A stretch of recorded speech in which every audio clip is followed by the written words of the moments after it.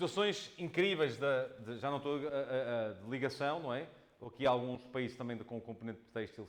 Vejam, o Paquistão, às vezes não temos ideia, o Paquistão também tem 200 milhões de habitantes, não é? O Paquistão é uma coisa também grande numa ótica de pessoas, mas esqueçam, é bem mais interessante trabalhar o mercado indiano do que o mercado paquistanês ou de Bangladesh. Estamos a importar muita coisa do Bangladesh, especialmente têxtil também. Muito têxtil. O Bangladesh, Filipinas não, Bangladesh, Tailândia e outra, passou a ser nós que éramos a China dos têxteis nos anos 80, 90, passaram a ser os países. Mais, a China, numa ótica de têxtil, está a haver algumas migrações para alguns destes países em termos de fabricação. E a própria Índia é um potentado em termos e know-how, e depois com uma vantagem, que tem as matérias-primas todas, algodão e coisas do género, ali ao lado, são eles que produzem também. Portanto, aqui a parte mais de... Entrando aqui em dados mais interessantes que nos dizem respeito, que eu chamo a atenção, já vos falei da dimensão da economia, portanto estamos a falar de uma economia, aquilo que eu vos falei, a quinta maior em termos mundiais, em termos de PIB nominal, e a terceira maior em paridade de poder de compra. Portanto, estamos a falar de um player mundial significativo.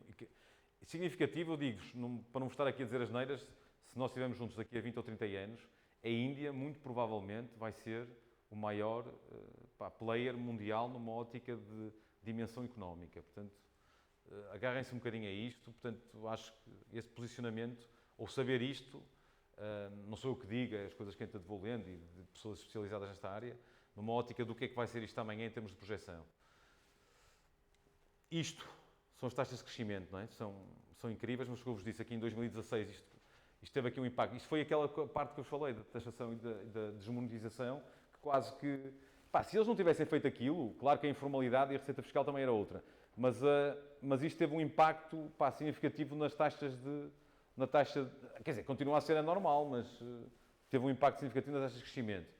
Importações de bens e serviços, não é? Portanto, vejam, na ordem dos na ordem dos 500 mil milhões de importação. E depois salientava também aqui a parte de estabilização, que isso é importante a termos de política macroeconómica, de taxas de inflação e de preços controladas, o que é importante. Aqui vocês vejam que é uma situação, na minha opinião, que também pode, a força maior que eles tentam imprimir é nas exportações, porque eles têm, enquanto nós temos uma coisa superavitária, eles têm uma situação deficitária em termos de balança comercial, daquilo que vendem e daquilo que compram. Portanto, compram muito mais fora do que aquilo que efetivamente vendem em termos de exportação, mesmo tendo valores de exportação muito elevados, não é?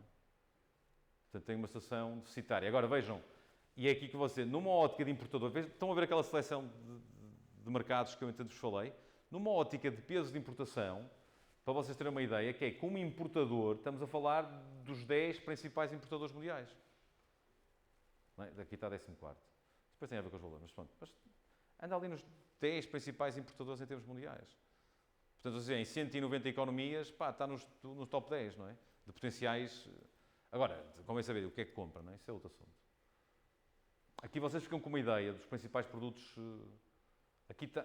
Depois lembrem-se de uma coisa, que é importante. Aqui está por grandes grupos. Nós depois vamos ver isto mais detalhado, não é? Produto a produto. Mas vejam, aqui está grandes grupos de produtos. Depois há uma coisa que é, vocês para fazerem análise, que é não sei se fazem esta análise de nomenclatura combinada de... Fazem essa análise de nomenclatura combinada de produtos ou não? Vocês têm um código, não é? O vosso produto tem um código. 2 dígitos, 4 dígitos, 6 dígitos, 8 dígitos. Aí é que depois é que dá para filtrar. Em função desses números, dá para termos percepções do quanto é que vale o mercado ou o que é que eles estão a comprar fora ou não daquele tipo de produtos. Lembrem-se de uma coisa para filtrarem, porque às vezes há enganos. Que é, as empresas, muitas vezes, também fazem asneiras, não é? Eu posso estar a vender colchões e meter para lá um código que se calhar não era o mais... Até por questões comerciais em alguns países, meti para lá um código que não é bem aquele. Isso acontece. E depois, portanto, há uma coisa de referência. Depois há outra, que é, há algumas exportações portuguesas, pensem sempre também nisto. Os Países Baixos ou a Holanda, de vez em quando aparece ali com alguma dimensão, em alguns tipos de mercados, quando vocês olharem para estes dados, mesmo de coisas dados à ICEP, os países vão dizer, a Holanda está a exportar bastante. O que acontece? Como Roterdão é um dos principais portos marítimos, neste caso da Europa, há muitas situações que são exportações portuguesas que vão para outros lados, mas como circulam via terrestre para depois, entretanto, saem, ou melhor, são uma importação da Holanda a Portugal, que depois sai com uma exportação da Holanda para outros países. Porquê? Porque há muitas empresas portuguesas que esquecem de fazer uma coisa que se chama o certificado, dependendo da obrigação ou não, alguns produtos são obrigados, outros não, do certificado Euro 1, que tem a ver com a origem do país. Às vezes há esse esquecimento. Conclusão, às vezes há números no meio daqui que não são, são uma fotografia, mas não traduzem fiel daquilo que parece, não é? Incrível, eu próprio também eu não tinha esta, em termos de análise, não tinha esta percepção, mas é incrível a parte de pérolas, pedras e metais preciosos, o peso, aqui tem o ouro também aqui pelo meio, mas o peso que tem numa ótica de... Vocês já repararam que independentemente de serem, onde é que está isso, máquinas e equipamentos, eles nem aparecem por produto exportado.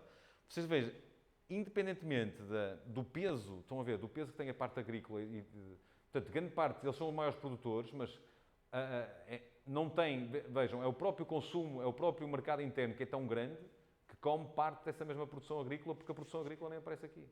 Sendo eles os principais produtores, um dos grandes principais produtores em termos mundiais. E eles, para além de serem, eles são muito dependentes de energia, portanto, para além de terem recursos internos, consomem também muito. Portanto, o que é que eu vos digo sempre? Quando vocês, em quase todos os países, infelizmente, esta parte, a não ser que sejamos produtores, esta parte aparece quase sempre com os principais produtos importados. A dependência do petróleo, não é? Portanto, tenham cuidado também, às vezes, quando aparece isto é produtos refinados, não é? Para consumo. O que é que está aqui retratado? Que é, por grupos de produtos em milhões de euros, o que é que...